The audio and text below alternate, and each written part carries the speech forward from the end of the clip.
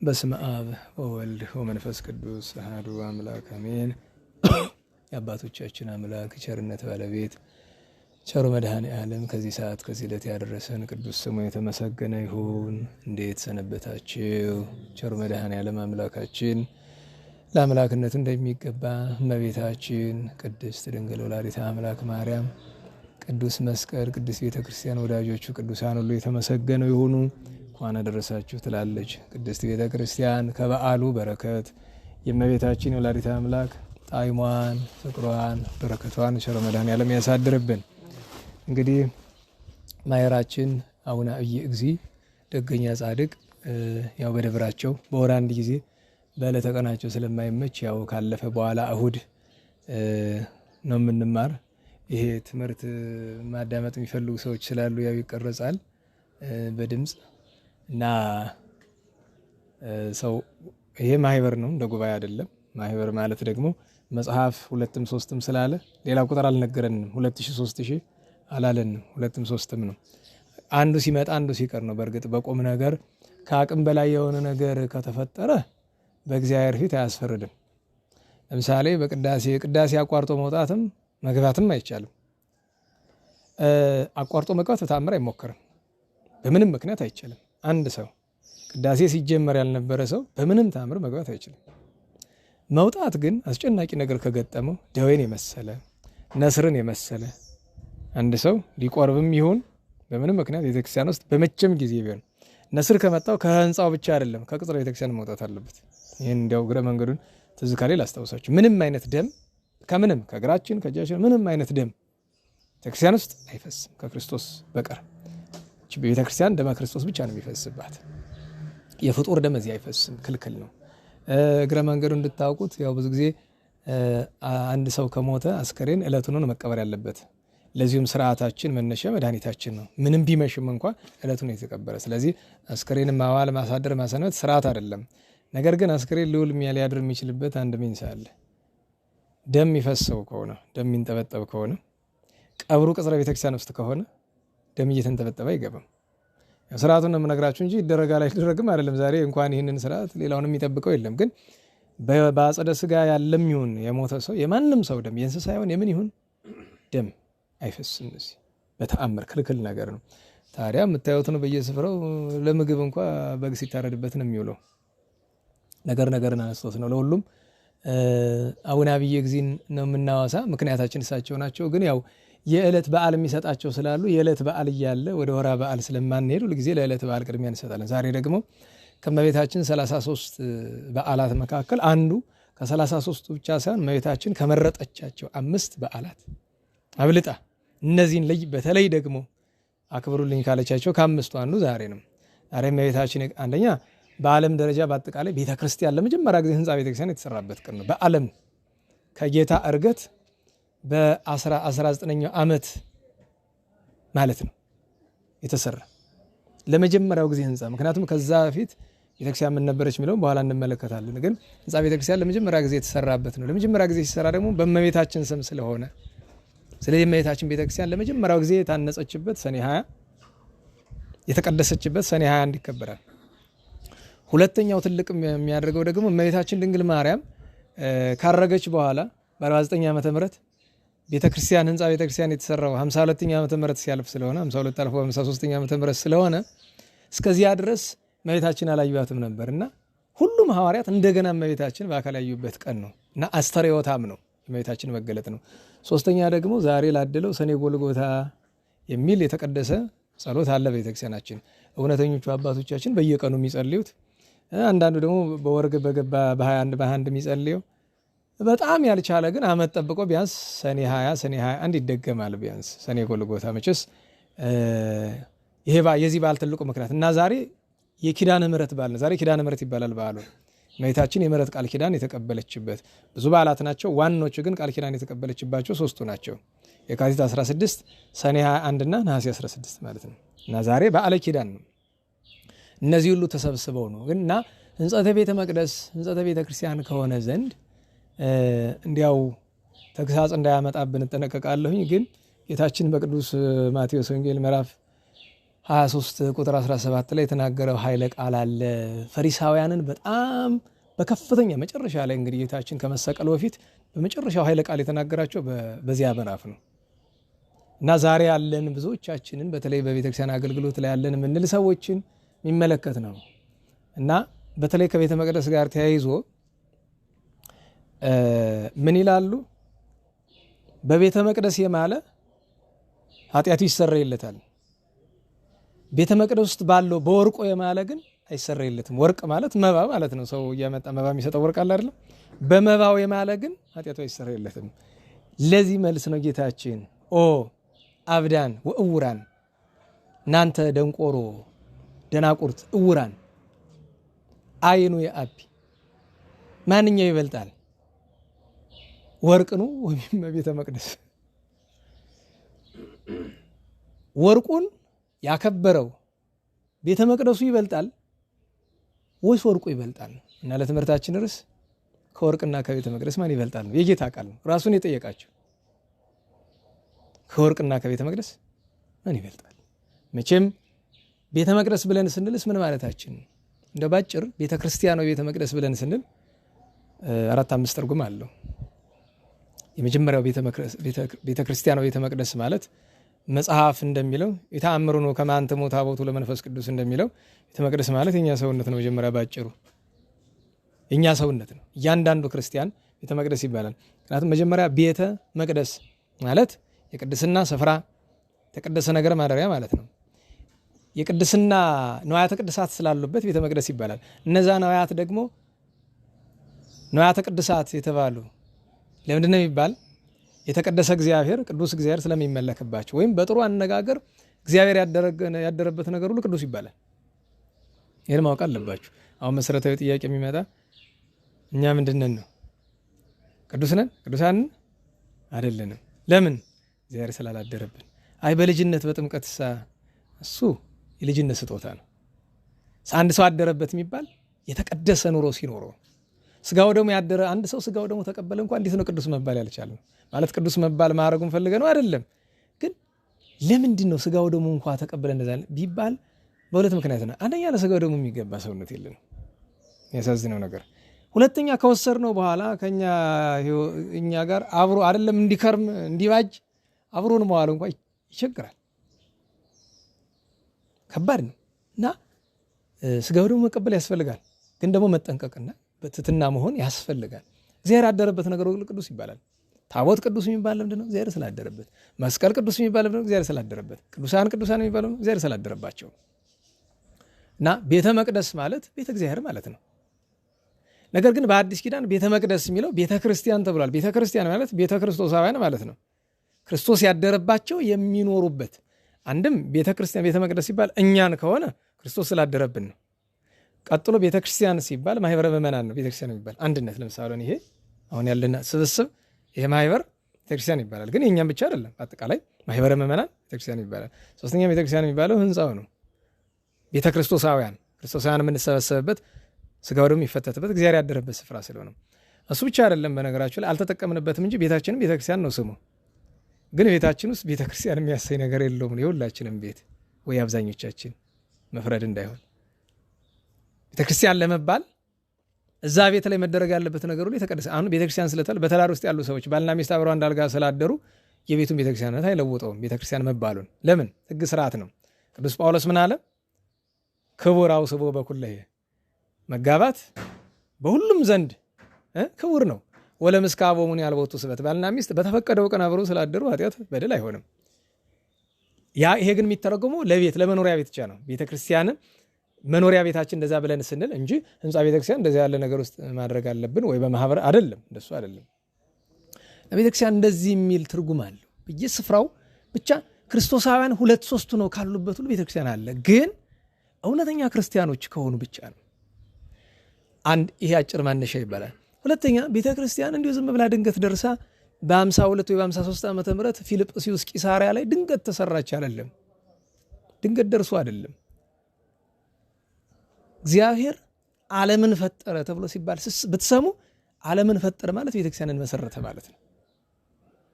ምክንያቱም ስሙን እንዲቀድሱ ክብሩን እንዲወርሱ 20 ስነ ፍጥረት 21ኛ መላእክትን 22ኛ የሰው ልጅን ፈጠረ። መጀመሪያ ግን የሰው ልጅ ከመፈጠሩ አስቀድሞ 100 ነገር ነው የተፈጠረ። 100ኛው ነገር ከቤተ ክርስቲያን ወጣ። ከዚያ አንድነት ከዚያ የተቀደሰ ማህበር ስብስብ አንዱ ነገር ወጥቶ ጠፋ። ሰውን እግዚአብሔር የፈጠረ ለምንድን ነው?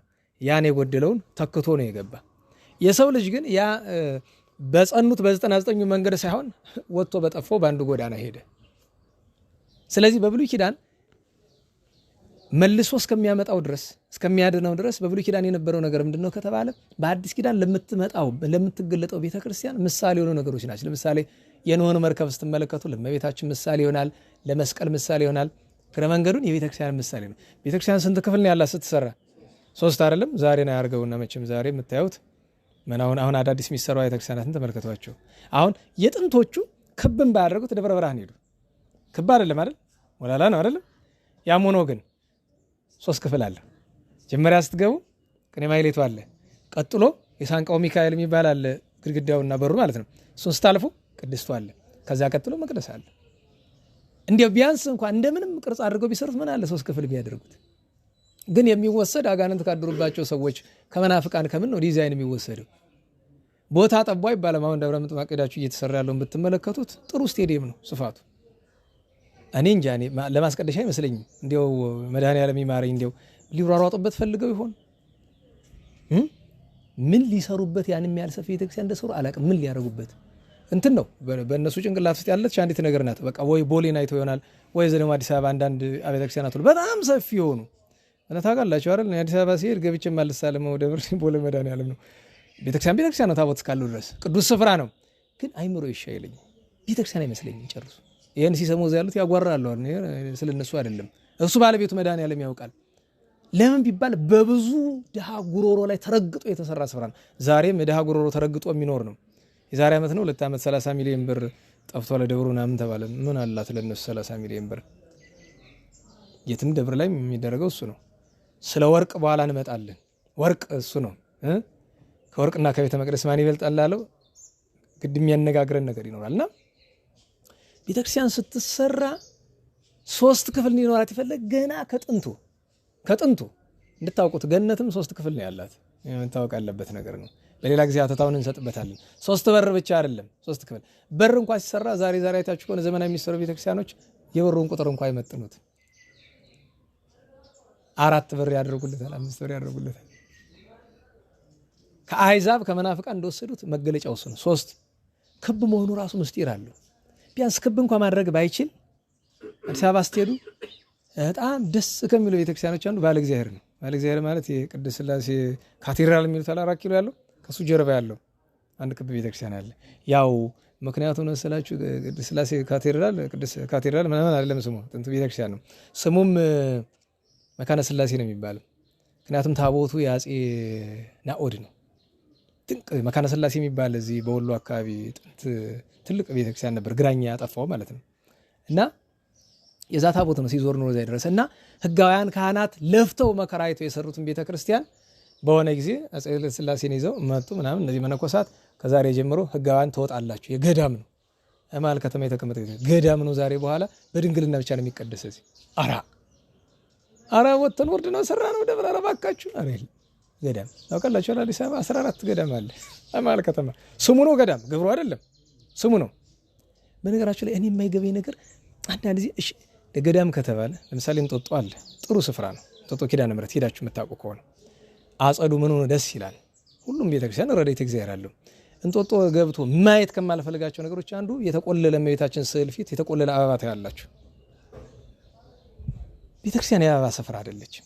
አንዳንዱ የዘካርያስን ታሪክ ምናምን ይጠቅሳል። እሱ በየዋነት ያደረገው ነገር ነው።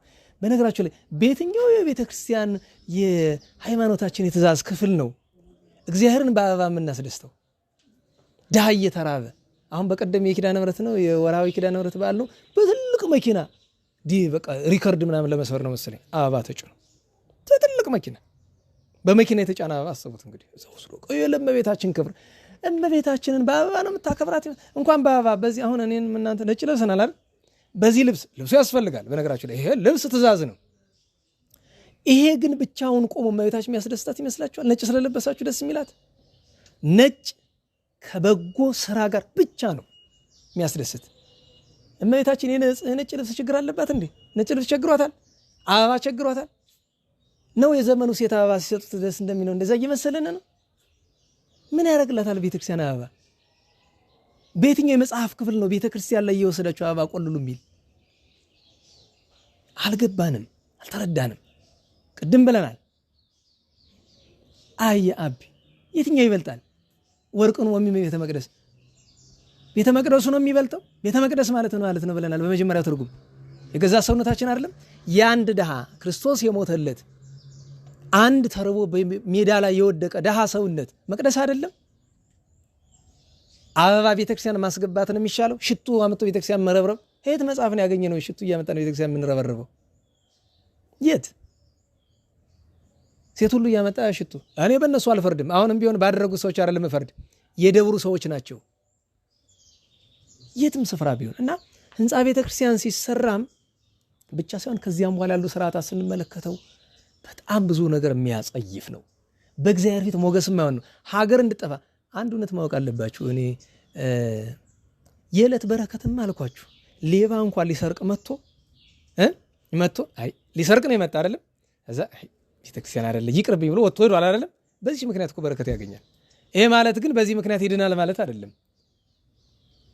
የሀገር የቤተክርስቲያን ጥፋት ሊደረግ ትንሽ ቀርቶታል ጨርሶ ማለት ነው። የከፋው ነገር ግን ዛሬ ስታስቡት ገንዘብ መሰብሰቡ እንደ ሌላ ቢቀር እንኳን ከጥቃቅን ለእግዚአብሔር ትንሽ የሚባል ነገር የለም። አሁን አበባ መተው አስቀምጠው የሄዱት ሰዎች በረከት ያገኛሉ የዕለት? አዎ። የህይወት አያገኙም። የህይወት በረከት በምጽዋት እንጂ በጌጣጌጥ አይገኝም። የዕለት የሚባል በረከት ግን አለ። የዕለት ቅድም ነግሬያቸዋለሁ። ሌባውን እንኳን ሊሰርቅ መጥቶ ይቅርብኝ ብሎ እንኳን ስለሄደ የዕለት በረከት አያጣም። የዕለት በረከት ምን ማለት ነው? ዕለቱን የምትቀበለው በቅድስና ካልኖርክ በቀር ከደቂቃ በኋላ ካንተ የሚለይ በረከት ማለት ነው። ኃጢአት ስትሰራ ካንተ የሚለይ በረከት ማለት የዕለት በረከት ይባላል። የህይወት በረከት ማለት ብታጠፋም እንኳን ንስሐ እስከምትገባ የሚጠብቅህ በረከት ነው። የህይወት በረከት አብሮ የማይለቅ የማይተው በረከት አለ። ያ በገድል በጾም በጸሎት በቅድስና ከምንም በላይ በነገራችሁ ላይ በዚህ ዓለም ከምጽዋት የሚበልጥ ምንም ስራ የለም እኮ። ምጽዋት ሳይሰጥ ከሚቆርብ ሰው አልኳችሁ። አሁን አንድ ሰው የሚቆርብና የማይቆርብ የሚል ንጽጽር አያስፈልገንም። መቆረቡ ግድ ስለሆነ ግድ ከሆነብን ግን ማለት ነው ምጽዋትን ንቆ ለራሱ ጌጣጌጠኛ ልብስ እየለበሰ ከሚቆርብ ሰው ምጽዋት ሰጥቶ ያልቆረበው ሰው ይሻላል። ይህን ማወቅ አለባችሁ። ምጽዋትን የመሰለ ነገር የለም። በዚህ ዓለም የሚያስፈልግ ነገር ምጽዋት ነው። ትልቁ እንኳን ድሃ በበዛበት በዚህ ዘመን በሚሊዮን የሚቆጠር ሰው በረሃብ በሚያልቅበት ሰዎች እርዋቸው እምነታቸውን በሚክዱበት በዚህ ዘመን አይደለም በደህናው ዘመንም ቢሆን ምጽዋትን የመሰለ ነገር የለም። ሰዎች ከቁርጥ ፍርድ በቤተክርስቲያናችን አንድ ታሪክ አለ አይደለም? በተአምረ ማርያም ሰምታችሁት ይሆናል። የፊልጶስና የሲላን ታሪክ የሚባል ይሄን ስለተረዳ ፊልጶስ ያለው ንብረት በሙሉ አካፍሎ ሀብታም የነበረ ድሃ ሆነ። ለድሃ እየሰጠ ይተና ጓደኛው ሲላን የሚባል ሌላ ባለ ሀብት ጓደኛ ነበረውና ስላዘነለትና አለ በል ገንዘብ ልስጥና ሰርተው ወደ ጥንቱ ሀብት ተመለስበት ብሎ ሰጠው። ወስዶ እሱ ነው ለድሃ አከፋፈለ። ወሬ ሰማ መጥቶ ይዞ ደበደበው፣ መታው። አንተ ክፉ ሰው፣ ስራ ማትወድ ሰነፍ፣ የራስህ አልበቃ ብሎ ደግሞ የኔን ሀብት አጠፋ፣ አሁን ትመልስልኛለህ ብሎ ያዘው በዳኛ እጅ። ከዚያ ምስክሮች መጥተው ሰዎች በቃሽ ቀጠሮ ይስጠኝ እኔ መፍትሄ እሰጣለሁ ብሎ አለ ፊልጶስ። እስከምን እስከመቼ? እስከዚያ ድረስ እንግዲያ በዚያ ብሎ አስማምቶ አስታርቋቸው። ያቺ ቀን ስትደርስ ተአምረ ማርያም ሰምታችሁ ከሆነ ያየውን አይቷል አይደል? መላእክት ነፍሱን ወስደው ያየውን ነገር እና ሰው ምጽዋት መስጠት እኮ ጅልነት አይደለም። ህንጻ ቤተክርስቲያን መሰራት እኮ ጥበብ አይደለም። በነገራችሁ ላይ ሰሎሞን ቤተ መቅደስ ሰራ ብለን እናደንቀዋለን አይደል? ለምን? መቅደስ የሚባል ስላልነበረ። በዛ ላይ ሰሎሞን በወርቅ ለብጦ ሰራው። ለምን ይመስላችኋል? ሰሎሞን ወልደ ዳዊት ቅዱስ ሰሎሞን አሁን በ23 ነው ረፍቱ የምናከብርለት ቤተ መቅደስን በኢየሩሳሌም በሐቅለ አሮን ሲሰራ በእስራኤል ምድር ከቶውኑ አንድ የተራበሰው አልነበረም። ይሄን ማወቅ አለባችሁ። አንድም ከቶውኑ የተራበሰው አልነበረም። ያ ቢሆን እግዚአብሔር አይቀበለው። በሰሎሞን ዘመን ረሃብተኛም ረሃብም የለም። እጅግ የተቀደሰ ዳዊት የደለደለው አባቱ አስተካክሎለት ይሄደው እንዲህ ያለ አገር ነው ሰጥቶት ይሄደ። እንደኛው ዘመን አይደለም። እና መሰረታዊው ነገር እሱ ነው። እና የእመቤታችንን ቤተክርስቲያን ለማንሳት አንደኛ መጀመሪያ ቤተክርስቲያን ምንድናት አለ። ሁለተኛ ነገር በታሪክ ዝም ብሎ አልመጣም። ከኖህ መርከብ ጀምሮ ኋላ ድንኳን ኦሪት ደብተራ ኦሪት እንኳን 3 ክፍል አልነበራትም። ደብተራ ኦሪት 3 ክፍል ነበራት። ኋላ ቤተ መቅደስ እያለ መድኃኒታችን ኢየሱስ ክርስቶስ ከተወለደ እኛን ለማዳን ከተወለደ በኋላ ተጠምቆ አስተምሮ ሕማም መከራ ተቀብሎ ታምራት አድርጎ ሞትን ድል አድርጎ ተነስቶ አረገ። ለመጀመሪያው ጊዜ እንደ ቤተክርስቲያንነት ያገለገለች ጽርሐ ጽዮን ትባላለች።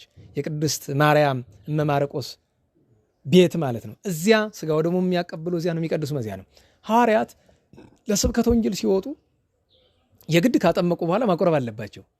ለማቁረብ ምን ያደርጉ ነበር? ካጠመቋቸው ሰዎች መካከል ደግ የሆነውን ንጽህና ያለውን ሰው ቤት ይመርጣሉ። አያችሁ፣ ልብ በሉ። ሐዋርያት በሰው ቤት ይቀድሱ ነበር። ነውር ሆኖባቸዋል? አልሆነባቸውም። ለምን? አንድ አማራጭ ማጣት ነው። ሁለት ከፍተኛውን ጥንቃቄ ያደርጋሉ። በጣም ጥንቃቄ ያደርጋሉ። ያን አድርገው ይቀድሳሉ። እንድታውቁት ስጋው ደግሞ የተሰዋበት ስፍራ አረማን መተው ካላደረጉበት፣ ክፉ ነገር ካላደረጉበት በቀር እኛ መልሰ ሌላ ነገር አናደርግበት። መኖሪያ ቤትም ከሆነ መኖሪያ ቤት እንደንትን መልቀቅ ነው። ስጋው ደግሞ ከተፈተተበት በኋላ እኛ ምክንያቱም ሌላ በስርዓተ ሰብ በባልና በሚስት ስርዓት ሊኖርበት አይችልም። ንጽህናው ካለ ግን እዚያ መኖር ይቻላል። ሳሙኤል በቤተ መቅደስ ውስጥ ይኖር እንደነበረው ማለት ነው። ይቻላል። በደብተራ ኦሪት ነው እሱ ይኖር የነበረው። እኔ ቤተ ክርስቲያን ላይ ቀጥሎ ምን ሊሆን እንዳለው ፍንጭ ልስጣችሁ። በ15ኛው መቶ ክፍለ ዘመን መጨረሻ ላይ ኦቶማን ቱርክ የሚባለ ታሪክ ሰማላችሁ። ኦቶማኖች የክርስትና ማዕከል የነበረችውን ቁስጥንጥንያን አሁን ያው ቱርክ ውስጥ ያለችው ኢስታንቡልን ማለት ነው፣ እሷን ሲይዙ አንድ ቤተክርስቲያን ነበረ። ወጣ ያለ ከከተማ ገዳም ነው። ቤተክርስቲያኑን ማቃጠል ፈለገ። ግን ከዛ የበለጠ ክርስቲያኖችን ማዋረድ ፈለገ። ስለዚህ ምን አደረገ? ደናግሉን አምጡልኝ አለ። ወደ ቤተ መቅደስ ይዞ ገብቶ ከመሰዊያው ላይ ነው ሁሉንም ያረከሳቸው። በህይወቴ እንደዚህ አይነት አሰቃቂ ታሪክ እኔ አላውቅም።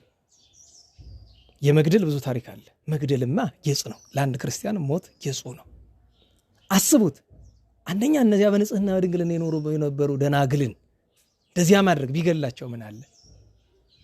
ሁለተኛ ነገር ያንን ደግሞ ለማድረግ ከቅጽር አይደለም፣ ከቅድስት ከቅኔ ማህሌት አይደለም፣ ከቤተ መቅደሱ መካከል ስጋው ደግሞ ከሚፈተትበት ስፍራ ላይ እንደዚያ ያደረጋቸው። ይህ ሁሉ ሲሆን የተዋረደ አምላካችን ይመስላችኋል? አይደለም። ምክንያቱም በቁስጥንጥንያ የነበሩ ክርስቲያኖች ዛሬ እኛ የምናደርገውን ነገር ሲያደርጉ የነበሩ አመፀኞች ናቸው። ቀጥሎ ይሄ እንዳይደረግብን ነው ፍርሃታችን። ለራሳችን መቆም አንችል፣ ስርዓት ሕግ አንጠነቅቅ። ህዝቡም ከወርቅ በቀር ሌላ ከገንዘብ በቀር ሌላ ያቅ። ከሁሉ በላይ የከፋው ደግሞ ቤተክርስቲያን ላይ በአገልግሎት አለን የምንባል ሰዎች እንደ ፈሪሳውያን የፈሪሳውያን ቤተ መቅደሳቸው በሰብአ ዘመን ጥጦስ አስባስያኖስ መጥቶ መግደል። እናት እኮ መጥቶ ከቦ ቢያስጨንቃቸው የገዛ እናት እኮ ልጇን ቀቅላ እስከመብላት ትደርሳለች እኮ። ያ መከራ ለምን የተደረገ ይመስላችኋል? እኛ አሁን የምናደርገው ነገር ሲያደርጉ ስለነበር ተው አለ። ከአቅም በላይ ቢሆን እናንተ እውሮች ደንቆሮች እያለ ጌታችን ደንቆሮ አትበሉ አላለም? በማቴዎስ ወንጌል ምዕራፍ 5 ላይ እውር ደንቆሮ ጨርቃም ብላችሁ አትሳደቡ ብሏል አይደለም? በቦታው ግን እሱ እናንተ እውራን ደንቆሮች የመጨረሻ እስከዚያ ዘለፋ ደርሷል። እንዳይጠፉበት ነው እስከዚያ ዘለፋ ድረስ ይሄደ። ፈጣሪያቸው ነው፣ አምላካቸው ነው፣ አምላካችን ነው። ዛሬ የሚነግረን አተን ነው ምን እንደሚበልጥ እንኳ እኔ እውነቴን ነው። እና ቤተ ክርስቲያን ሐዋርያት በሄዱበት ስፍራ ይቀድሱ ነበር። ኋላ ግን ነገሩ እየቆየ ፈተና እያመጣባቸው ነው። እመቤታችን ድንግል ማርያም ያረፈች ጊዜ ያረፈች ሰሞን ጳውሎስና በርናባስ ላይ ያስተምሩ ወጥተው ቂሳሪያ ፊልጵስዩስ ታናሽ እስያ ግሪክ ምናምን የሚባለው አካባቢ ላይ ሲያስተምሩ ቆይተው ያው በየቤቱ ይቀድሳሉ። በየቤቱ ስጋውን ደሙን ይፈትታሉ። ኋላ ካመኑት መካከል አንዳንዶቹ ችግር ፈጠሩ። መቀደስ ብቻ አይደለም፣ የአይሁድ ምኩራብ አለ በዚያ ወራት እና ሐዋርያት የዛን ጊዜ ጸሎት ማድረግ ሲፈልጉ የት ነው የሚገቡ? የአይሁድ ምኩራብ። ለምን? ቤተክርስቲያን ስላልተሰራች ምኩራብን እንደ ጸሎት ቤት ይጠቀሙባት ነበር። ይችን ሲያዩ ሌሎቹ እነዚያ ከአሕዛብ የተመለሱትን አደረጉ። እነሱ የኦሪት ሰዎች እስራኤላውያን ስለሆኑ ከጥንት አምልኳቸው ከገቡ እኛስ ማን ይከለክለናል ከጥንቱ እያሉ ከቤተ ጣዖት እየገቡ መጸለይ ጀመሩ ያመኑት ክርስቲያኖች። ቅዱስ ጳውሎስ ሰብስቦ በርናባስን ይዞ ወገኖቻችን ነውር አይደለ እንዴት ጣዖት ቤት ትገባላችሁ ይላችሁ። እናንተስ ጥንት ትታችሁት ከመጣችሁት ከምኩራብ እየገባችሁ አይደለም። ሊያስረዷቸው ሞከሩ። ግን አይ ከምታስረዱን ይልቅ እኛ እግዚአብሔርን እያመለክን ክርስቶስን እያመለክን ክርስቶስ መመለኪያ ስፍራ እንዴት አይኖረው ለምን አትሰሩልንም አሏቸው። አይ ይህስ እንክት ያለ ጥያቄ ነው ብሎ የቃል መልስ መስጠቱ አይረባም። ስለዚህ ምን አደረጉ? አይ ይኸውላችሁ እኛ የበላይ አለን፣ የበላዮቻችን ደግሞ 12 ሐዋርያት ናቸው፣ እነሱን እንጠይቃቸው ብለው መልእክት ላኩ ወደ 12 ሐዋርያት። ቅዱስ ጴጥሮስ ተቀብሎ ደግሞ ምን አለ? ሐዋርያት ለጴጥሮስ ሰጡት። አንተ ትበልጣለህ ብሎ አይ እኔ ፍጡር አይደለሁ የበላይ አለኝ ፈጣሪ፣ እሱን ላመልከት ግን እኔ ብቻዬን አይቻለኝም። ክርስቲያኖች በሙሉ በዚያ ወራት ሱባኤ ግቡ አለን። ሁሉም ሱባኤ ገቡ። አንድ ሱባኤ ጨርሰው በሁለተኛው ሱባኤ ጌታችን ተገለጸላቸው። ሁሉንም ሰብስቦ ሐዋርያትን በሙሉ እነዚያ ያ ቤተክርስቲያን ስሩልን ነው የጠየቁት። ቂሳሪያ ኬልቄዶን ይባላል ስፍራው፣ ፊልጵስዩስ የሚባልም አለው። እዚያ ስፍራው ስለ ሁሉንም ሐዋርያት ሰበሰባቸው እዚያ ላይ። ከዚያ በሉ ሰኔ 20 ቀን ነበረ ቅድም እንዳልኳችሁ ካረገ በ19ኛው ዓመት እዚያ ላይ ሰብስቦ በሉ ከዛሬ ጀምሮ ቤተክርስቲያን እንደምትሰራ አሳያችኋለሁ፣ እናንተ እየሰራችሁ ቀድሱ። ሰኔ 20 ቀን 3 ደንጊያ ከገነትም አመጣቸው ቢሉ ከኢየሩሳሌም 3 ደንጊያ 3 አለት ሰጣቸው። ምስጢር ነው የአንድነት የሶስትነት። 3ቱን ደንጊያ ተከላቸው። ጴጥሮስን፣ ዮሐንስን፣ ጳውሎስን፣ በርናባስን፣ አብሮኮሮስን በዚያ የነበሩትን ሐዋርያትን በሙሉ በሉ ስሩ አላቸው። እየሄዱ ደንጊያውን ሲነኩ እየለመለመ እየተቀጣጠለ አንዷ ደንጊያዋን ብቻ እነሱ እየጸለዩ እየዘመሩ ቅዱስ ዳዊት ከኋላቸው ነው፣ መላእክት ይዘምራሉ። ቅኔ ማህሌት ቅድስት መቅደስ ተሰራ። ከዚያ ከጨረሰ ከዚህ በኋላ ጌታችን አሉት ነገ እመጣለሁ ጠብቁኝ አላቸው። በሚቀጥለው ቀን ሲመጣ ባዶን አልመጣም። ወዲህ እመቤታችንን ይዞ ወዲህ አስፈላጊ ንዋያተ ቅድሳትን ከሰማይ ይዞ መጣ። ጌታችን ሁሉንም ንዋያተ ቅድሳት ይዞ መጣ። እርሱ ሰራዬ ካህን፣ እመቤታችን መንበር፣ ቅዱስ ጴጥሮስ ተራዳዬ ካህን፣ ቅዱስ ዮሐንስ፣ ቅዱስ እስጢፋኖስ ሌሎችም እንደ ዲያቆናት ሆነው ከበው ቅዳሴ ተቀደሰ። በምድር ይሁኑ በሰማይ እስካይለዩት ድረስ ትልቅ ደስታ ተደረገላቸው። በሉ ቤተክርስቲያንም ስትሰሩ እኔ እንዳሳየዋችሁ፣ ስትቀድሱም ስጋው ደግሞ ስትፈትቱም እኔ እንዳሳየዋችሁ ስርዓት ይሁን ብሎ ያን ስራ አሰራላቸው። ከዚያ አያይዞ ለሐዋርያት እንዲህ አላቸው፣ ይህችን በዓል በዓለም ያሉ ክርስቲያኖች በሙሉ እንዲያከብሩ ንገሯቸው። ይህችን በዓል ቤተክርስቲያን ለመጀመሪያ ጊዜ በእናቴ ስም የተሰራችበትን እና ደግሞ አለ በዚህች ቀን የእጃቸውን ስራ እንዳይሰሩ እዘዟቸው። ማለትም ከተግባረ ስጋ ርቀው በተግባረ ነፍስ እንዲውሉ፣ መንፈሳዊ አገልግሎት ብቻ እንዲያገለግሉ፣ ገንዘብ አገኛለሁ ወርቅ ብር አገኛለሁ ብሎ እንዳይሯሯጡ በዚህች ቀን ብሎ ያችን አድርጎ ጌታችን መድኃኒታችን እመቤታችን አስከትሎ አረገ። ይሄ እንግዲህ ሁለት ነገር ተናገረ። የቤተክርስቲያንን የመጀመሪያ ህንጸተ ቤተክርስቲያን፣ ሁለተኛ ደግሞ የእመቤታችን የድንግል ማርያም አስተርእዮቷን መገለጿን ቤተክርስቲያኗ መቀደሷን ባጭር። የመጨረሻው ነገር ዛሬ እመቤታችን ቃል ኪዳን ነው ብለናል። እመቤታችን ድንግል ማርያም ጌታችን ካረገ በኋላ በአጸደ ሥጋ ሳለች ዘወትር ወደ ጎልጎታ እየሄደች ጸልያለች። አይሁድ ለመቀኝነት አያርፉም፣ እንግደል አሉ። በዙሪያ የነበሩ ደናግል እመቤታችን አንቺ ከምትሞችብን እንቅር አሏት።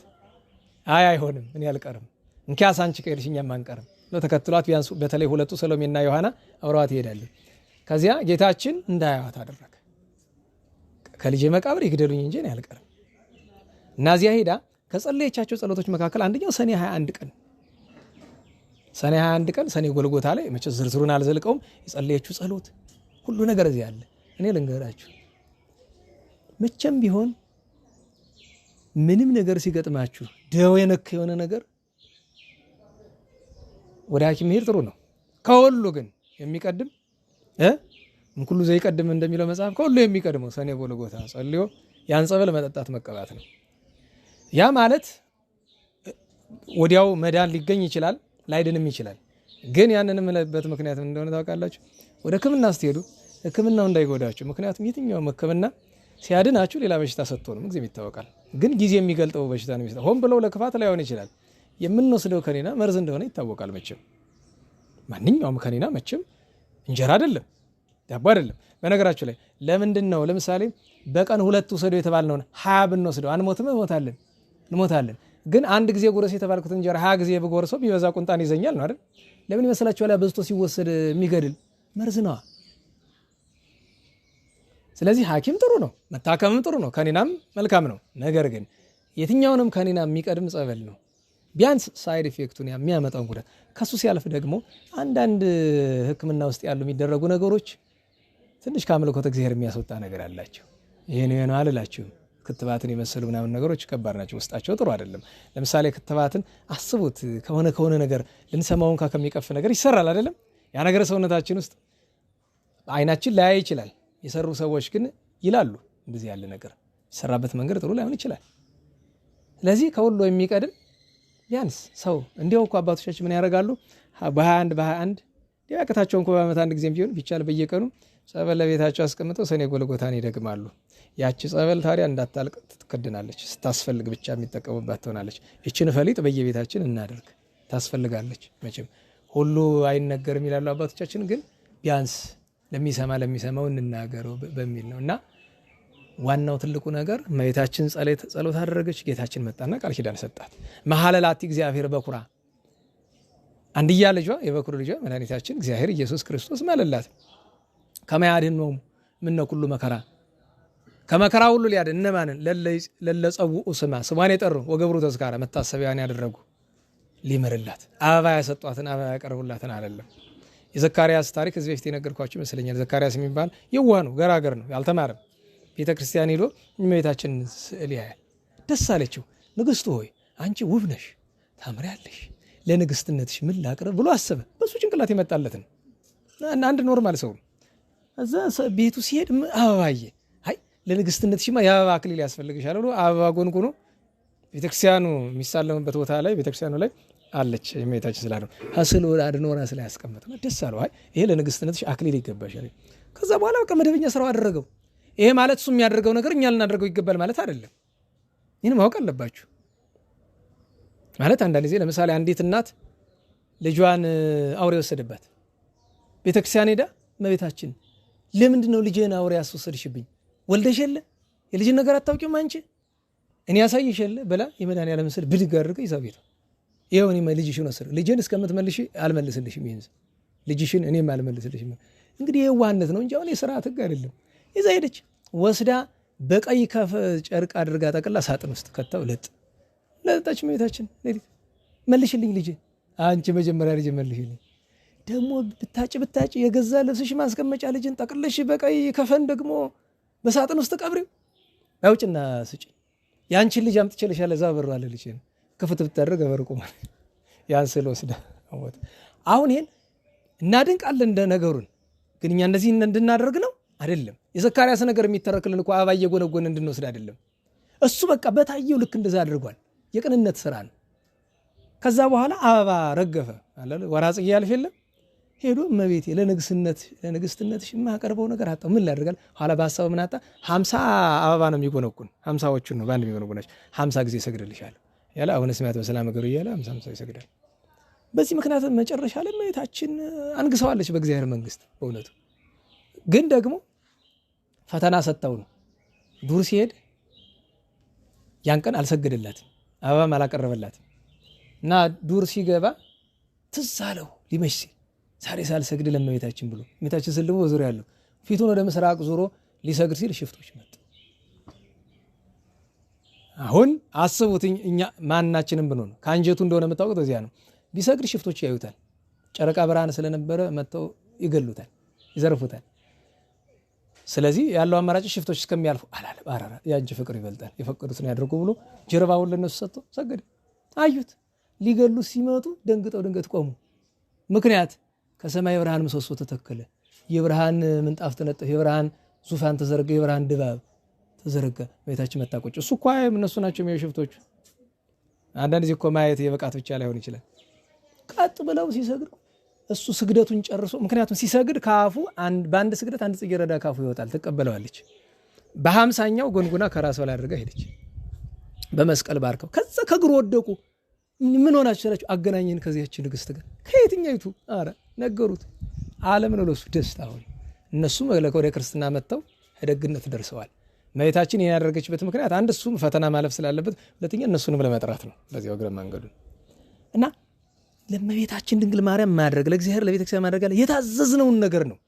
አንዳንድ እናቶች በየዋህነት ያደርጋሉ። አዎ በታቦት ሲወጣ እናቶች ይዘፍናሉ። ዘፈን ኃጢአት ነው በደንብ እናቶች ሲዘፍኑ እግዚአብሔር አይቀበላቸው? ኧረ ይቀበላቸዋል አውቃለሁ። እንዴት አወቅ? እሱን ተዉት፣ ይቀበላቸዋል። ለምን? በዋናነት የሚያቀርቡት ነገር ነው። ነገር ግን ስህተት መሆኑ ተነግሯቸው ካወቁ በኋላ ቢያደርጉት ያን ኃጢአት ይሆናል። እነሱ ግን ባላቸው በእውቀታቸው ልክ ያችን ነው የሚያደርጉ እና ትልቁ ነገር የእመቤታችንን ምን ወደዚህ ያስገባን ምን ከአበባው በፊት ወደ አበባው ያመጣን ምንድነው? ሳኔ ጎልጎታ። እና በእውነቱ ስርዓት ሕግ ሃይማኖት ጠብቆ ነው መኖር ለማለት ነው ባጭር። ለሁሉም ዛሬ እመቤታችን ቃል ኪዳን የተቀበለችበት ቀን ነው። ከቃል ኪዳኗ ከቅዳሴ ቤቷ ከቅድስት ቤተክርስቲያን በረከት ያሳደርብን። በዚህ ባጭር እንዝጋውና የዕለቱን ቅዱሳን ዛሬ ሐዋርያት ሁሉም ይከበራሉ። በተለይ ቅዱስ ጳውሎስ፣ ቅዱስ በርናባስ፣ ቅዱስ ጴጥሮስ ዛሬ የዓለም ሁሉ ሊቀ ጳጳሳት ተደርጎ የተሾመበት ቀን ነው። የዓለም ሁሉ የጳጳሳት ሁሉ አለቃቸው ቅዱስ ጴጥሮስ ነው። ሮማውያን የሚመኩ በዛ ምክንያት ነው። ሮማውያን ሁላችሁ ከኛ በታች ናችሁ ይላሉ። እኛም እንቀበላለን። ነገራችን የሮሙ ሊቀ ጳጳሳት ይበልጣል። አዎ፣ ግን አማኝ ቢሆን ነበር። መናፍቅ ሆነ። አዎ፣ አማኝ ቢሆን ግን በእውነተኛው እምነት የሚያምን ቢሆን ግን ማለት ነው የሮሙ ሊቀ ጳጳሳት ከሌላው ይበልጣል። አዎ፣ በማዕረግ ይበልጣል። እሱን እንቀበላለን፣ ጥያቄ የለውም። ለምን? የአባቶቻችን የሐዋርያት ስርዓት ነው፣ እንቀበለዋለን። ሰውየውን ግን አንቀበለውም። ልክ አሁን ለምሳሌ አባቶቻችን ጳጳሳት የበላዮቻችን ናቸው አይደለም? አማኝ እስከሆኑ ድረስ መናፍቆቹስ አይደሉም። እንኳን አባት ወንድምም አይሆኑና ለምን? መጽሐፍ ከለክለናል። በቃ እና በእውነቱ እንዲያው ዛሬ እነዚህን ሁሉ ሐዋርያት ቅዱስ ጴጥሮስን፣ ዮሐንስ ወንጌላዊ እንድታውቁት ሰኔ ጎልጎታን ጌታ ቃል ኪዳን ሲሰጣት ማን የሰማ? ዮሐንስ ነው ጉድጓድ። ማን የጻፈው? ቅዱስ አብሮኮሮስ የሱ ረድ። ማን እየነገረው? ዮሐንስ። ሰኔ ጎልጎታ እኮ ሲታተም ጥርግ ብሎ በሙሉ ታትሞ ነው እንጂ እኮ 7 ክፍል አለው እኮ። የ7 ቀን አድርጎ የኋላ ዘመን ትውልድ ሰነፍ ነው ብሎ በ7 ቀን አዘጋጀው። ለምን? አንዳንድ ጊዜ ሰው ረዘመብኝ እንዳይል፣ መቼም ስንፍና ምን ይረዝማል? 15 ደቂቃ በጣም ይበዛ 20 ደቂቃ ነው። እዛ በላይ አይወስድም። በደንብ አድርጎ ለሚደግመው እዛ በላይ አይወስድም። ምን አለ ግን ሌላ ዳዊቱንም ዳሴ ማርያሙን ዳሴ አምላኩ አርጋኑን ምኑ ሲባል በእርግጥ እንደዚህ ያለዚያ የዕለቱ ቢገኝ አንድ ነገር ነው። ግን እመቤታችን ባልጠብቆ ማንበብ እኮ ነው። እና እነዚህ ሁሉ ቅዱሳን ሐዋርያት አሉ። ዛሬ ቅዱስ ቶማስ ታምራት ያደረገበት ቀን ነው። አጭር ነገር ቅዱስ ቶማስ እንግዲህ ቅድም ጠይቄያቸዋለሁ። ጾማችን አዋለን እንዳትሉ እያቸዋለሁ። ክብረ በዓል ነው፣ የራሳችሁ ጉዳይ ነው። አዎ፣ አረ በዚያ ላይም እኮ እናንተ ነው እየተጎተትኩ መጣ እንጂ ሞልቷል ጉባኤ በሌላ ስፍራ። ቅዱስ ቶማስ በህንድ ሲያስተምር ስለ ዝሙት ክፋት ያስተምራል። አመንዝራነት ስጋን ብቻ አይደለም ነፍስንም ያጠፋል፣ 2 ዓለምንም ያሳጣ ያስተምራቸዋል። አንድ ሞኛ ሞኝ ይሰማዋል እና ድሮ መሸታ ቤት ይሄድ ነበር። አንዲት ሴት ለምዷል እና ኋላ ግን ትቷል። ከዛ አንድ ጊዜ ግርጥሎት እሷ ጋር ይሄዳል እና ያስለመድከውን አብረን እንደር ትለዋለች። አይሆንም ይላታል። እምቢ ብላ ለቀም ብታደርገው ሰይፍ ምዝዝ አድርጎ አንገቷን ቆርጦት። ክርስቲያን እኮ ነው። ኋላ ሐዘኑን ጮኸቱን ይሰማና ቅዱስ ቶማስ ይመጣል። ምንድነው? አረ ገሊት ሙታ ተገል። አስከሬኗን ይዘውት ወጡ። አንገቷ ወዲያ ሰውነቷ ወዲያ። ማን ነው እንዲያደረገ? ዝም ነው። እሱ እኮ ያውቀዋል። ግን ቅዱሳን ሐዋርያት በሰው መፍረዱን አይሹትም። ኋላ ምን አደረገ? እግዚአብሔር እንዲገልጠው ማለት ነው። ፍተ በረከት ቆረሰ። የሰንበት ቂጣ እንደዚህ በረከት እንደምንለው ባረከና በሉን ውሰዱ ብሎ አለ። ሁሉ ተሰልፈው ሲወስዱ ያ ሰው ተራው ደርሶ እጁን ስድድ ሲያደርግ ደረቀችው። በል የእግዚአብሔር ጸጋ ዘልፋለች፣ ስተትህን ተናገር። ምን አጥፍታል አለው። እኔ ነኝ የገደልኳት አለ። ምን አረገች? እንደዚህ ዝሙት ጠየቀችኝ። አንተ ደግሞ ነፍስም ስጋም ያጠፋል ዝሙት ብለሃል እና እሷ እኔ ልትገድል ስትል እኔ አልቀድማትም ብዬ ነው ምሽካ ያደረግኳት ብሏል። ይህ እኮ የአውሬ ስራ ነው። እንዴት እንዲህ ታደርጋለህ? እምቢ ብለህ ወጣት ሄደ። በል አሁን እኔ አይደለሁም ማስነሳት አንተ ነህ እምለውን በል አለው። ጸሎት ካደረገ በኋላ ቅዱስ ቶማስ በል ቀድሞ እኔ በዚህ እጆች ገደልኩሽ። መጀመሪያ ግን ጸሎት ያደረገና ጸበል ሰጠው። እጅህን ታጠበው አለው። ቢታጠበው ዳነ። መጀመሪያ ሰው በል አንገቷንና ደረቷን ቀጥላለው። ጭንቅላቷን ወስዶ አገናኘ። እንዲህ ጠጋ አደረገው። ቀድሞ እኔ በዚህ እጆች ገደልኩሽ፣ አሁን ግን በጌታችን በኢየሱስ ክርስቶስ ስም ተነሽ በላት አለው። ቢላት አፈፍ ተነሳች። ቅዱስ ቶማስ ያንን ያደረገበት ምክንያት ስለ 2 ነገር ነው። አንደኛ የራሱን ነገር መቼስ ወዳሴ ከንቱ ያወዱም አባቶቻችን ናቸው፣ ትንሽ ማራቅ ነው። ሁለተኛ ነገር እምነታቸው እንዲጸና ነው። ሌሎቹ እምነታቸው እንዲጸና። እምነት በክርስቶስ ያመነ ሁሉ ምን ያቅተዋል?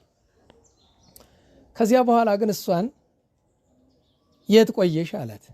ዝም አለችው። ተናገሪ እንጂ እና ምን እናገራለሁ? አንተ ተናገር እንጂ አለችው። አንቺ ተናገሪ አላት። አንተ ተናገር። ለምን ቢባል እሷ ሄዳ እሳት ውስጥ ጥለዋት ሲኦል ውስጥ እንደገና ከዛ መላእክት ይዘው ያወጧት ቅዱስ ቶማስ በጌታችን ፊት በሰማይ ቆሞ ሲካሰስ አይተዋለች። እነሱ ጋር እዚህ ቆሞ ነው የሚታያቸው፣ እዚያ ደግሞ አይተዋለች። አንተ አይተህ የለ ሁሉ አንተው ነገራቸው ያየውን። አይ አንቺ ተናገሪ፣ ያንቺንም ይሻላል። በሲኦል ያየችውን ነገር በሙሉ ብትናገር ለካ በዙሪያው ያላመኑ ደግሞ ከሃዲያን ነበሩ። እነሱም ተጸጽተው መጥተው አምነው ተጠምቀዋል። ይህን ታምር ያደረገበት ቀን ነው። እግዚአብሔር በረከቱን ያሳድርብን። በምስር ለመጀመሪያ ጊዜ የተሰዋው ቅዱስ ጢሞቴዎስ፣ አባ ከላዲያኖስ፣ እነ ቅዱስ አስታፍን ተረክቦተ ሜሮን ዛሬ ነው። ብዙ በዓላት ነው ያሉ። እግዚአብሔር አምላካችን የሁሉንም በረከት ያሳድርብን። የመጨረሻ አቡነ አብየ ጊዜን አንድ አጭር ተአምር አንስት። በነገራችሁ ላይ ከወትሮ አንጻር በጣም አጭር ጊዜ ነው። ገና ነው። ገርሞኛል። በጣም የሄደና ብዙ ሰዓት ያስተማርኩ መስሎኛል። አጭር ነው። ገና 40 ደቂቃ ዘግይተን ስለጀመርን ነው። አባታችን አብየ ጊዜን መቼስ ታምራቸው ብዙ ነው። በሀገራቸው አንድ ሽፍታ ነበረ አቡነ አብየ ጊዜ እና እሳቸው በመካነ ጸሎታቸው እያሉ አንድ ሽፍታ ይመጣና ይዘርፋል። ዘርፎ ደግሞ ሌባ አዩኝ አላዩኝ ነው አይደል? የዘንድሮ ሌባ እንደሚሉት አባቶቻችን ሰርቆ ገዳሙ በር ላይ ቁጭ ብሎ የወሰዳቸውን ላቦች እያሳለመ ይጠጣል። እና ሄደው መበለቶቹ እነዚህ እናቶች መነኮሳያት ሄደው አባባ ብሎ ይጮኻሉ። ምን ሆናችሁ? ኧረ እንደዚህ ተዘረፍን። ወጥቶ ሲል እዚያ ቁጭ ብሏል። ትልቅ አለት ላይ ተቀምጦ እያሳለፈ ይጠጣል። የሽፍታ አለቃ ነው፣ ማለት አጃቢ ያለው እና ሄዶ በትህትና በቃለትና ይሄ ሄዶች ገንዘብ ነው፣ የእግዚአብሔር ንብረት ነው፣ የገዳም ንብረት ነው፣ እባክህ መልስ አሉት። ይህንን መነኩሴ እስቲ ወደዚህ ያስወጡልኝ አለ። 2-3 ጊዜ ለመነው። ገፍትሮ ሲያስወጡት ኋላ ተው ይጸጽታል፣ ተው ምናሉ። አቡነ አብየ ጊዜ እንደዚህ ያደርሰው ጸሎት ሲጀምሩ ደመና ሲዞር አዩ፣ ደነገጡ። ምክንያቱም ቁጡ መልአክ አዩ። ከዚያ ስራ ሊሰራ ነው፣ ሊገለው ያጠፋው። አይ ኢታማስን ግብረ እድየከ የእጅ ስራ ነው፣ እሱም አትግደለው፣ አስተምረው እንጂ አጨርስ አታጥፈው እባክህ ብለዋሉ። መብረቅ ተልኮ እሱን አልፎ የተቀመጠበትን አለት ከሁለት ሰነጠቀ፣ ወደቀ። እጅ ነሽ እግር ነሽ ሽባ ሆነ። እነዚህ አሁን ጮኸ፣ ያን መነኩሴ ያምጡልኝ፣ ያን መነኩሴ ያምጡልኝ። አቡነ አብየ ጊዜ እልፍ ብሎ ገዳማቸው ገብተው ባታቸው ቁጭ የመቱ ያም ኧረ አባ የሱ ተከታዮች ኧረ እባክህ ይራሩለት። ዝም 3 ጊዜ ያመላለስ፣ 3 ጊዜ ገፍቷቸው የለ 3 ጊዜ። በሶስተኛ ተመልሰው መጥቶ ለምን እንዲህ ታደርጋለህ? ለምን ትታበያለህ? ገስጸው እንደገና ጸሎት አድርገው ጤና ሰጥተውታል። ይችን ማን ሰማ? አገረ ገዢ ሰምቷል። መረታ አይደል አገሩ፣ የመረታው ገዢ እና ሁሉ ጊዜ ገዳሙ ሀብታም ነው። በዘረፍኩት እያለ ይመኝ ነበረ፣ ግን እንደዛ ያረገኛል እያለ ኋላ ምን ይሰማል? አቡነ አብየ ጊዜ አረፈ። አይ አረፈው ያዘነ መስሎ ያሳዝናል። እንዴት ያሉ ታምር አድራጊ ቅዱስ አባት ሲል ቆየና ሰዎች ሲሄዱለት በሙሉ ወታደሮቹን ጠርቶ እናንተ ያ መነኩሴ ሞቷል፣ እንሂድ፣ አሁን ነው ቀናችን፣ ግን ምንሄድ እንዳይዘገጃጁና እንዳይደብቁብን ሀዘን ደራሽ እንምሰል ብሎ ሰራዊትን አስከትቶ መሄድ። ሀዘን ደራሽ መስሏቸው በረከፍቶ ያስቀብጣል። ያዝ ያዝ ምሽክ አድርጎ ዘረፋቸው ሄደ። አቡነ አብየ ጊዜ አርፈው ተቀብረዋል። መነኮሳቱ እና መነኮሳያቱ እየተከተሉ ኧረ እባክህ የገዳም ንብረት መልስ። ለምን ገዳም ውስጥ ረሃብ ከገባ ገዳሙ ይፈታል ይታወቃል እንጂ ገዳም ውስጥ ላም የሚረባው ወይ ሌላ ነገር ለምቾት አይደለም። ያቺው ለአንዲት ሰርጋ ውስጥ ነው የሚቀምሱ። እንግዲህ ያቺውም ታስፈልጋለች ለቁመተ ስጋ። ሲለምኑ ወታደሮችን በድንጋይ ብሏቸዋል። በድንጋይ ያባረሩ መነኮሳቱን ወደ ገዳማቸው አላተመልሰው ሄዱ። አይ አብየ ጊዜ ወትሮ አንተ እያለህ ገዳም ተደፍሮ አያውቅም።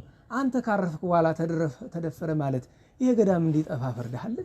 ሄደው መቃብሩ ዙረው ልክ እንዳንዳንድ የገጠር ባህል አለቃቀስ እየዞሩ መቃብሩን ማልቀስ ትተናል እንጂ እረኝነትህን ረስተሃል እንጂ እያሉ ወዲያውኑ እነሱ ፍንጠር ብለው እንደዚህ አንድ ምዕራፍ ያክል ከገዳሙ ርቋል።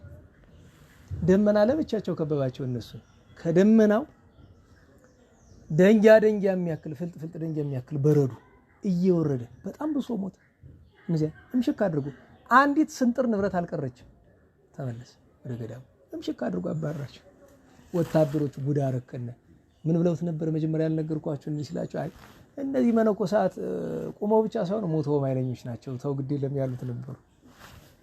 ጉዳ አረከናሉት እንደዚህ አድርጎ አባታችን አየ ጊዜ ገዳሙን ደብሩን አድሯል። እኛንም ስፍራ እቺም ደብሩ ናትና ሲያድን ሲጠብቅ ነው የሚኖር። እግዚአብሔር መድኃኔዓለም አሁንም በጸሎቱ በአማላጅነት ሁላችን ይጠብቀን፣ ቅዱሳንን በረከት ያሳድርብን። ታዲያ ነገር በጀመሩበት አይደለም ያልቅ። የትምህርቱ ርዕስ ምን ነበረ? ከወርቅና ከቤተ መቅደስ ማን ይበልጣል? ማወቅ ያለብን ነገር ስላለን ቤተ ክርስቲያን በጭቃ በጨፈቃ በእንጨት በድንጋይ በብር በወርቅ ብትሰራ ሳሩ ጭቃው አያሳንሳትም፣ ወርቁ አያስከብራትም። መስቀል ሁልጊዜ ላለው የእጽ መስቀል ገዝታችሁ አስገቡ፣ የወርቅ አትግዙ ላለው ምን ያደርጋል? ወርቁ ለመስቀልነቱ የሚጨምርለት ነገር አለ? ወርቁ ያከብረዋል? መስቀሉ አያከብረው። መስቀል መስቀል ነው፣ ደመ ክርስቶስ ነው ያከበረው። ቤተ ክርስቲያን ደመ ክርስቶስ ነው ያከበራት። ለዚያ ነው ሰላም ለቤትኪ እንተቀደሳ በደሙ ማርያም ወልኪ ዘመንክር በአርያሙ፣ በአርያም ያለ ድንቅ ልጅሽ በደሙ የቀደሳት ነው የሚለው። ቤተክርስቲያን የቀደሳት ደመ ክርስቶስ ነው፣ ወርቅ ብር አይደለም። በእንቲ አነ በልዩ ሰዓሊተ ምሕረትሙ ኢታማስን ግብረ እድ የከንተላሃኮ ቀድሙ ቦኑ ለከንቱ ኬንያ ይጸብቅ። ዛሬ ነው እኮ ለምኝልን እንዳያጠፋን። ሰው እጅ ስራውን በከንቱ አያጠፋምና የእጆችን ስራ አታጣም። ትልቁ መሰረታዊ ነገር ከመጀመሪያ ከራሳችን ጀምር። በነገራችን ላይ ሰዎች ለወርቅ ሲሉ አካላቸው ይጎዳል።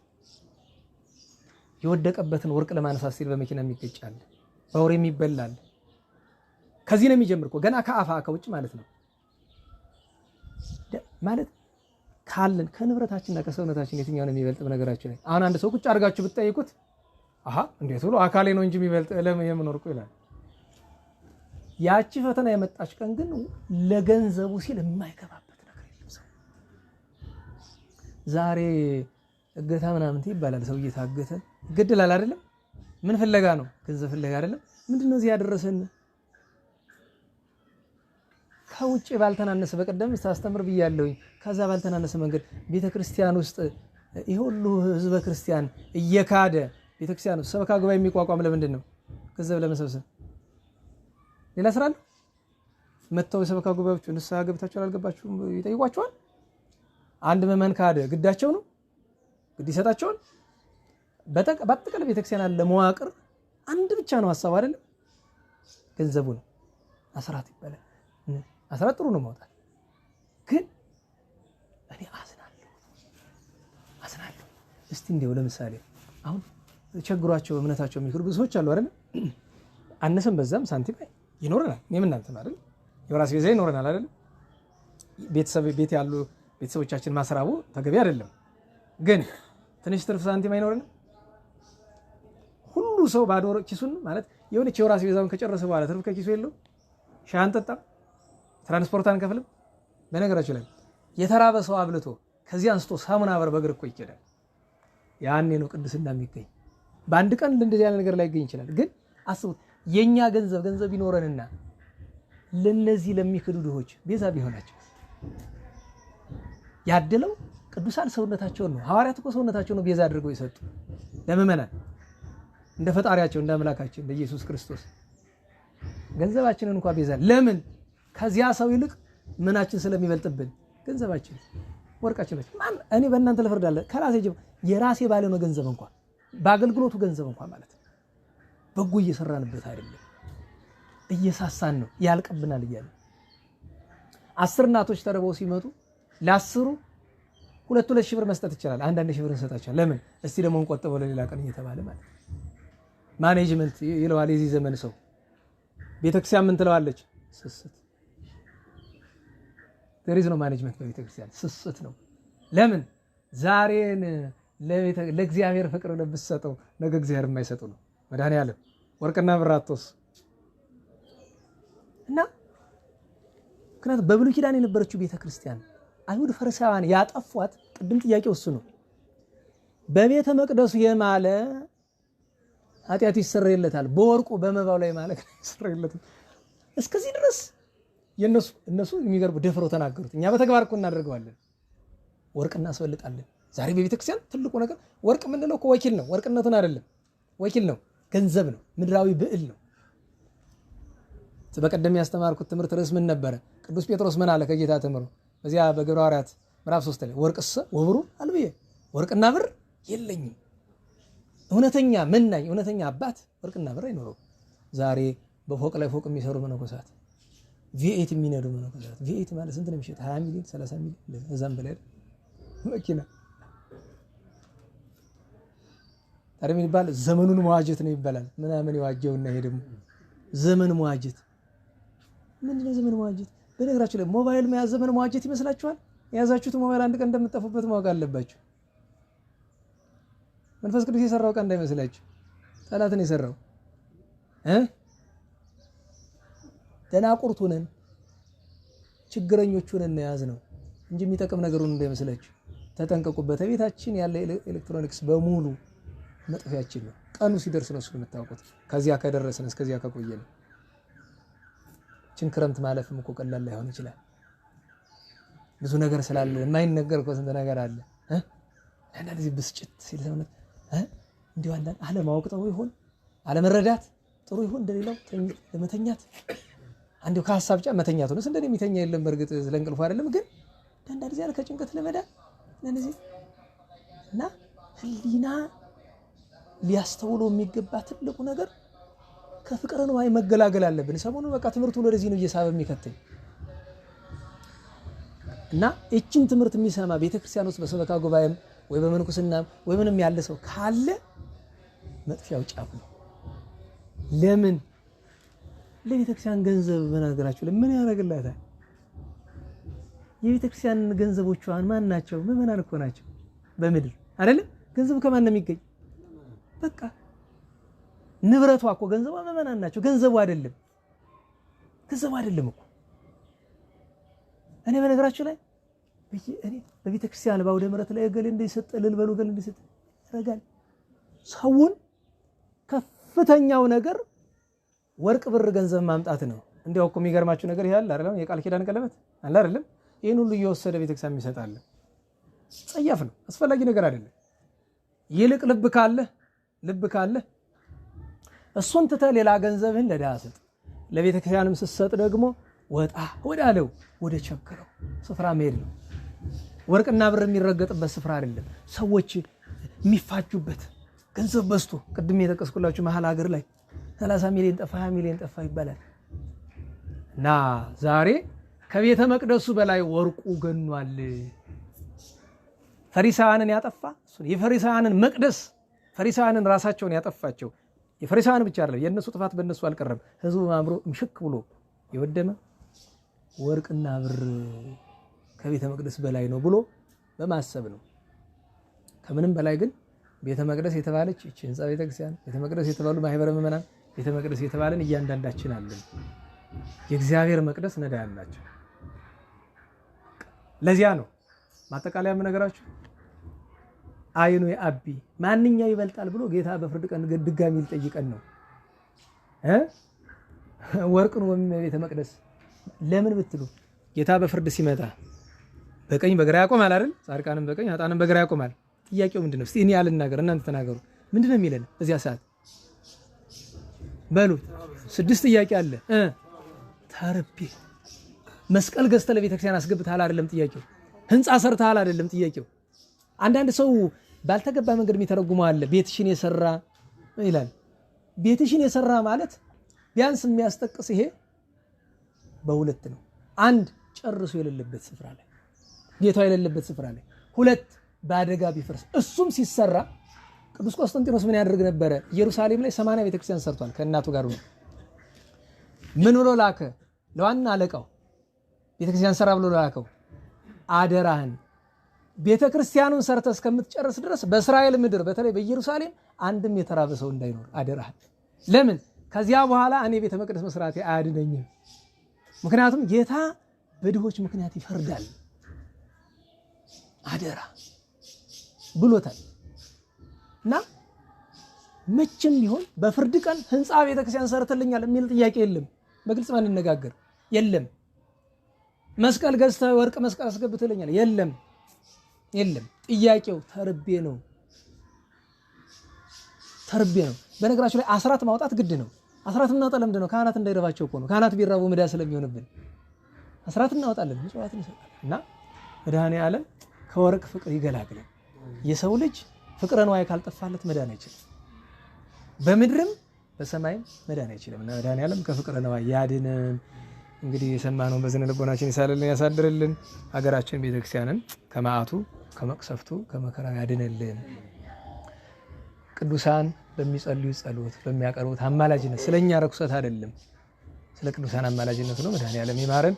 ስብሐት ለእግዚአብሔር ልዑል ወለወላዲቱ ድንግል ወለመስቀሉ ክቡር ዕፀ ሣህል አሜን። አሜን።